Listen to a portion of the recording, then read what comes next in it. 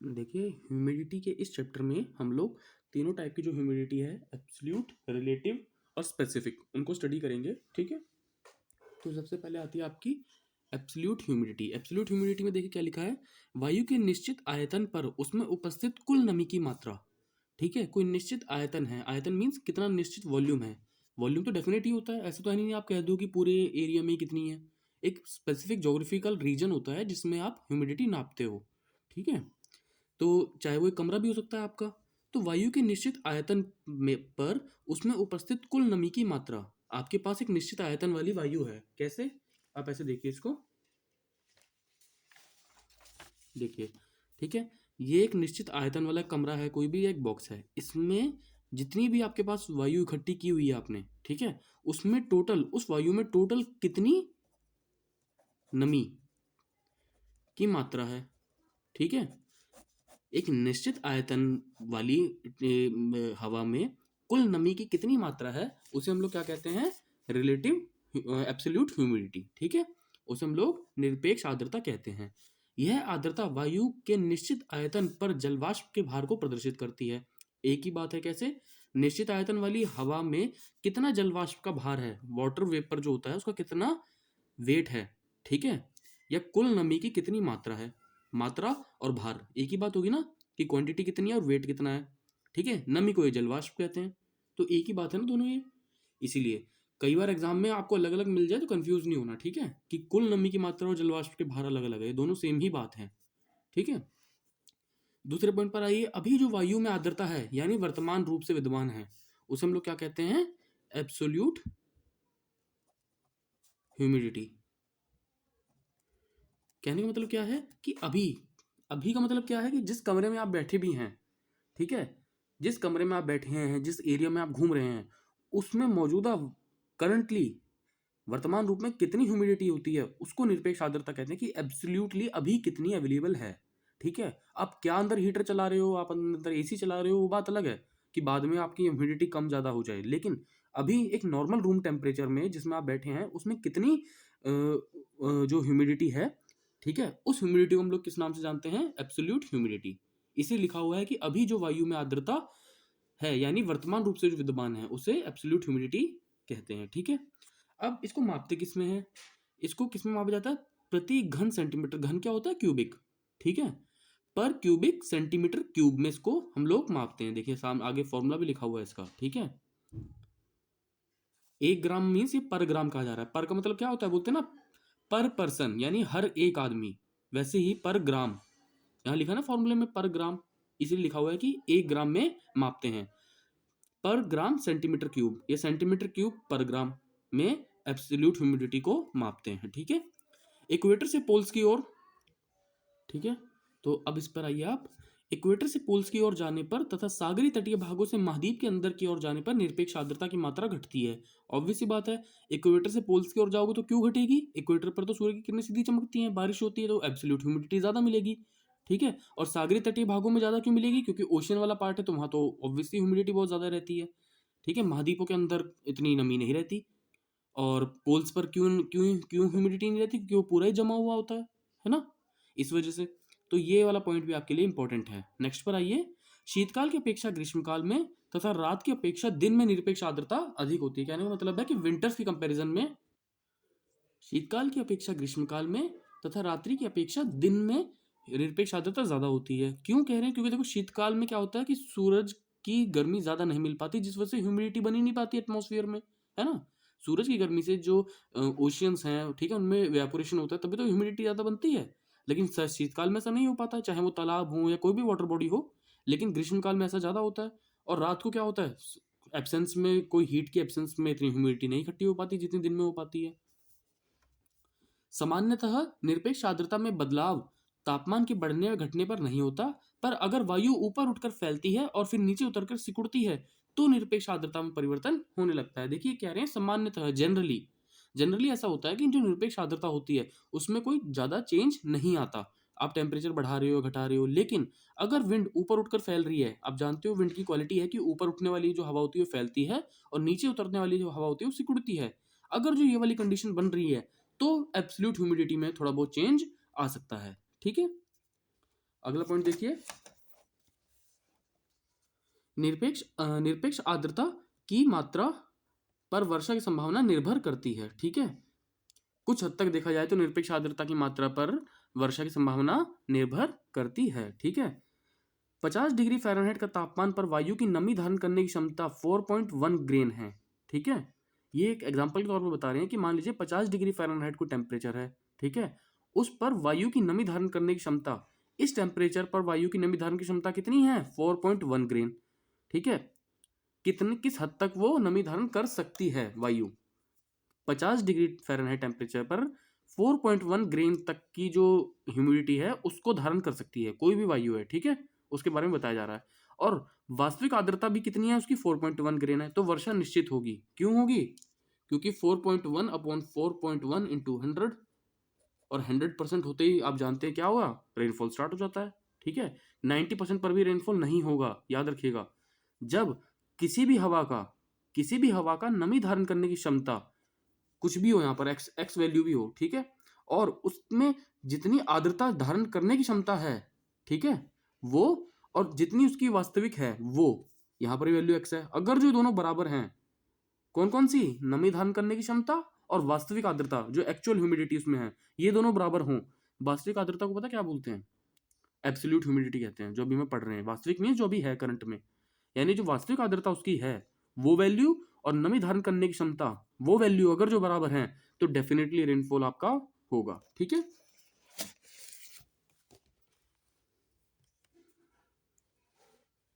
अब एक कंडीशन ये लोग कहते हैं कि अगर जो हमें रेनफॉल करना है तो हम कैसे कर सकते हैं।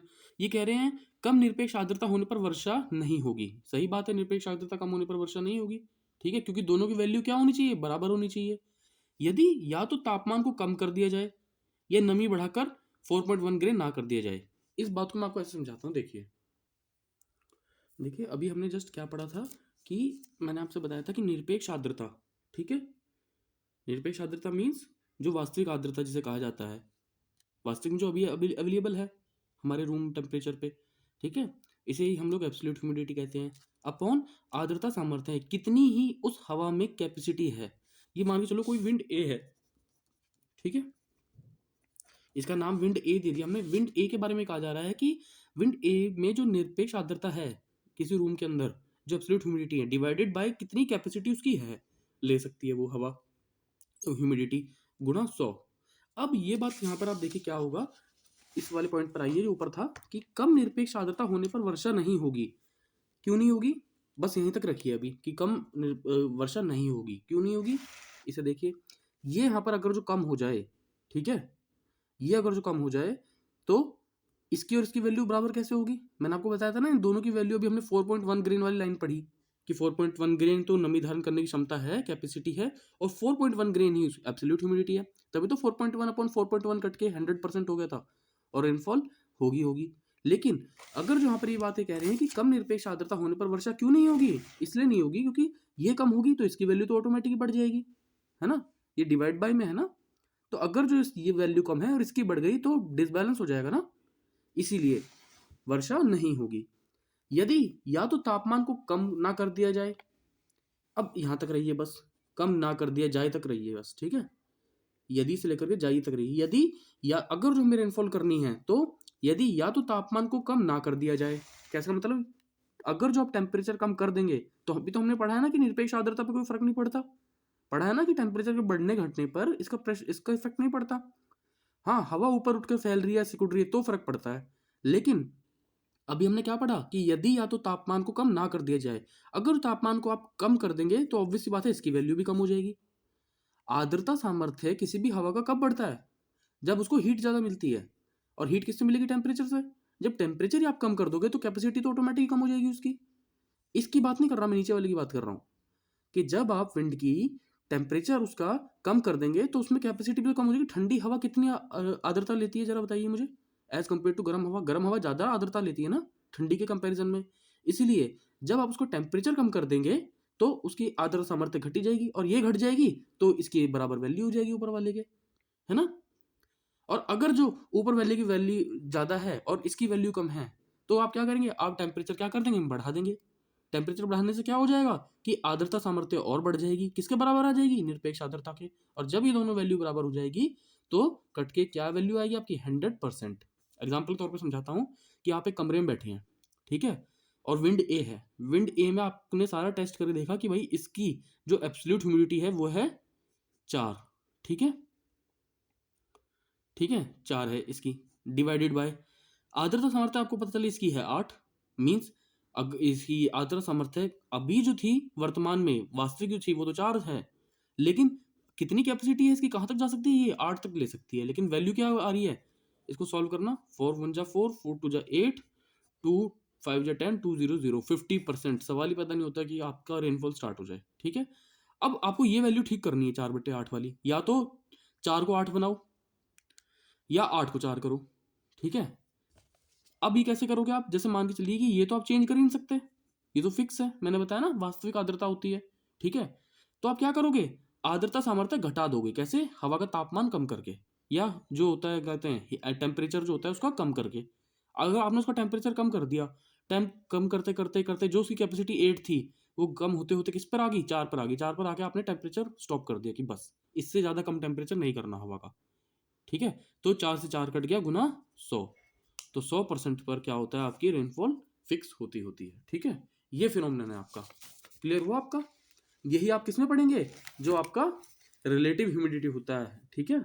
कैसे, देखिए, किसी निश्चित तापमान पर, क्या तापमान है हमें नहीं पता, लेकिन कोई निश्चित तापमान है, डिसाइडेड है, ठीक है, और निश्चित आयतन, हमें उसका एरिया भी नहीं पता, ठीक है, वाली हवा की आर्द्रता सामर्थ्य है, कितनी उसकी कैपेसिटी है, और उसमें कितनी मौजूद करंटली वास्तविक जिसे बोलते हैं एब्सोल्यूट ह्यूमिडिटी, उसका रेशो जो होता है उससे एब्सोल्यूट ह्यूमिडिटी कहते हैं। यही फॉर्मूला जो मैंने अभी आपको जस्ट समझाया, ठीक है। ये देखिए, समझ में आ रहा है आपको, सेम वही फॉर्मूला जो मैंने आपको समझाया, मींस जो वास्तविक है आपकी एब्सोल्यूट ह्यूमिडिटी है, और कितनी उसकी कैपेसिटी है, सामर्थ्य कितना है उसमें लेने का, उसका जो रेशो होता है उसे क्या कहते हैं, सापेक्षित आर्द्रता, क्लियर। सापेक्षित आर्द्रता को परसेंटेज में व्यक्त किया जाता है, हमेशा ध्यान रखना, सापेक्षित आर्द्रता तो घन वन में नहीं करते कभी भी, एब्सोल्यूट ह्यूमिडिटी तो करते हैं, लेकिन इसको नहीं करते रिलेटिव ह्यूमिडिटी को। रिलेटिव ह्यूमिडिटी को हमेशा परसेंटेज में व्यक्त किया जाता है। टेम्परेचर और रिलेटिव ह्यूमिडिटी में विपरीत संबंध होता है। कैसे होता है रिलेटिव ह्यूमिडिटी टेम्परेचर में, देखिए नीचे मैंने आपको एक बनाया हुआ है छोटा सा, ठीक है, ये देखिए क्यों होता है इनमें, इस फॉर्मूले को ऐसे समझ के देखिए आप, relative humidity RH is inversely proportionate to temperature. यही पढ़ा है हमने कि तापमान में और रिलेटिव ह्यूमिडिटी में विपरीत संबंध होता है। क्यों होता है कि अगर जो आप टेम्परेचर बढ़ा दोगे, ठीक है, तो रिलेटिव ह्यूमिडिटी क्या हो जाएगी, ऑटोमेटिक कम हो जाएगी, और रिलेटिव ह्यूमिडिटी अगर जो आपने बढ़ा दी तो टेम्परेचर ऑटोमेटिक कम हो जाएगा, क्योंकि फॉर्मूले में अपॉन में है इसमें, है ना, इनवर्सली प्रोपोर्शनेट का ये साइन प्रोपोर्शनेट का होता है, डायरेक्टली प्रोपोर्शनेट होता है।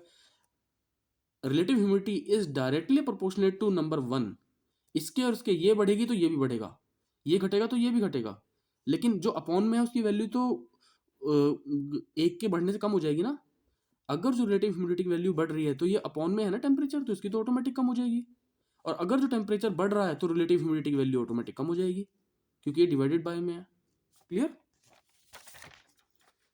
सेम चीज यहाँ पर नीचे लिखी हुई है जो मैंने आपको बताई है। अब इस पर आइए, टेम्परेचर बढ़ने पर रिलेटिव ह्यूमिडिटी घटती है और टेम्परेचर घटने पर रिलेटिव ह्यूमिडिटी बढ़ती है। इस चीज का आपको याद रखना है ये, ठीक है। आपको ये चीज यहाँ देखिए ना, आप सिंपल, आर्द्रता सामर्थ्य कैसे बढ़ता है किसी भी विंड का, जब आप उसका टेम्परेचर बढ़ा दोगे, और घटेगा कब, जब घटा दोगे टेम्परेचर। तो ऑब्वियस ही बात है कि अगर जो आपने ये आर्द्रता सामर्थ्य बढ़ा रहे हो आप, तो इसके अपॉन में है ना, सापेक्ष आर्द्रता के अपॉन में है ये, तो ऑब्वियसली सापेक्ष आर्द्रता घट जाएगी। लेकिन अगर जो आपने आर्द्रता सामर्थ्य घटा दी विंड की, उसको ठंडा कर दिया, उसको इतनी हीट नहीं दी आपने कि वो और ज़्यादा अपनी कैपेसिटी बढ़ा सके, ठीक है, आपने टेम्परेचर कम किया तभी तो आर्द्रता सामर्थ्य घट गई, तो इससे सापेक्ष आर्द्रता आपकी बढ़ जाएगी, और ये बढ़ जाएगी तो निरपेक्ष आर्द्रता ऑटोमेटिक ही बढ़ जाएगी, क्योंकि इसके इक्वल में है। क्लियर हुआ आपको फॉर्मूला, इस तरीके से है ये। यहाँ पर देखिए लिखा भी है मैंने, सापेक्षित आर्द्रता और निरपेक्ष आर्द्रता में सीधा संबंध होता है। ऑब्वियसली बात है कि दोनों आपस में आमने सामने हैं, इसलिए सापेक्षित आर्द्रता और निरपेक्ष आर्द्रता में सीधा संबंध होता है। जब सापेक्षित आर्द्रता 100% हो जाती है, अर्थात निश्चित तापमान पर प्रति घन फुट किसे कह रहा है, ये एब्सोल्यूट ह्यूमिडिटी को कह रहा है, ठीक है, और आर्द्रता सामर्थ्य दोनों समान हो जाते हैं तो वायु संतृप्त हो जाती है। संतृप्त मीन्स सैचुरेटेड हो जाती है। अब इसको मैं आपको ऐसे समझाता हूँ, देखिए इस फॉर्मूले देखिए कहना क्या चाह रहा है, कह रहा है कि सापेक्षित आर्द्रता में जब ये वाली वैल्यू निरपेक्ष आर्द्रता और सापेक्ष आर्द्रता देखो इक्वल में है, ये बढ़ेगी तो ये भी बढ़ेगा, ये बढ़ेगा तो ये भी बढ़ेगी, तो इन दोनों की वैल्यू जो आमने सामने है, ठीक है, अगर निरपेक्ष आर्द्रता और सापेक्ष आर्द्रता सामर्थ्य दोनों इक्वल हो जाते हैं, ठीक है, तो सापेक्ष आर्द्रता इक्वल्स टू 100% हो जाती है। और 100% होने का मतलब क्या होता है कि विंड यानी वायु संतृप्त हो चुकी है, सेचुरेट हो चुकी है। सेचुरेट मीन्स अब 100% से ऊपर तो कुछ होता ही नहीं है, 100% पे आके चीजें स्टॉप हो जाती हैं, तो 100% से ऊपर कुछ होता ही नहीं है। तो विंड 100% हो चुकी है मीन्स सेचुरेट हो चुकी है, कहते हैं ना कि भाई इसका सेचुरेशन पॉइंट आ चुका है, अब ये इंसान नहीं बदल सकता। वैसे ही विंड का सेचुरेशन पॉइंट क्या है कि जब ये दोनों वैल्यू इक्वल हो जाए, जैसे ही दोनों वैल्यू इक्वल हो जाएंगी तो विंड की सेचुरेशन 100% होते ही वायु संतृप्त हो जाती है, और संतृप्त होने के तुरंत बाद क्या होता है, ठंडी होते ही हल्की सी रेनफॉल स्टार्ट हो जाता है। ठीक है,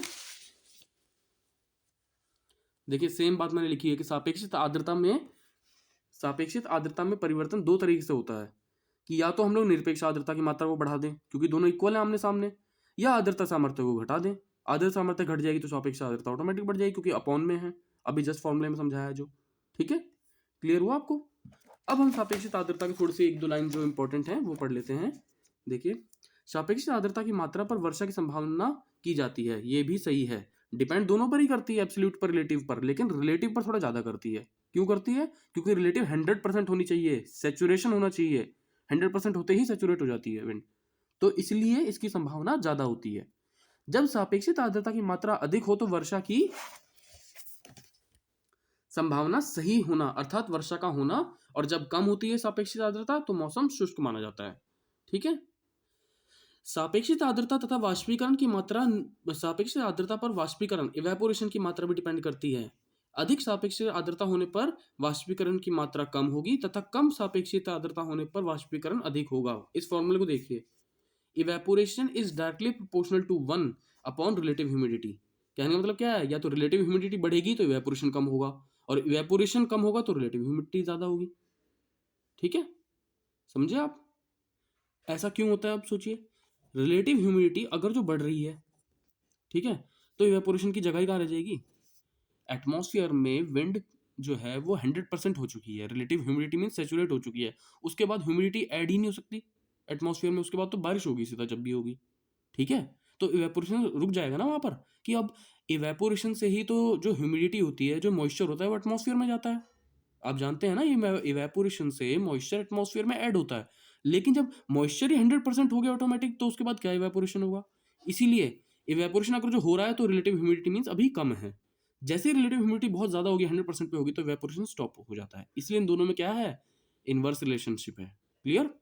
सापेक्षित आर्द्रता सदैव परसेंटेज में मापी जाती है, ये आप पहले पढ़ चुके हैं। क्लियर?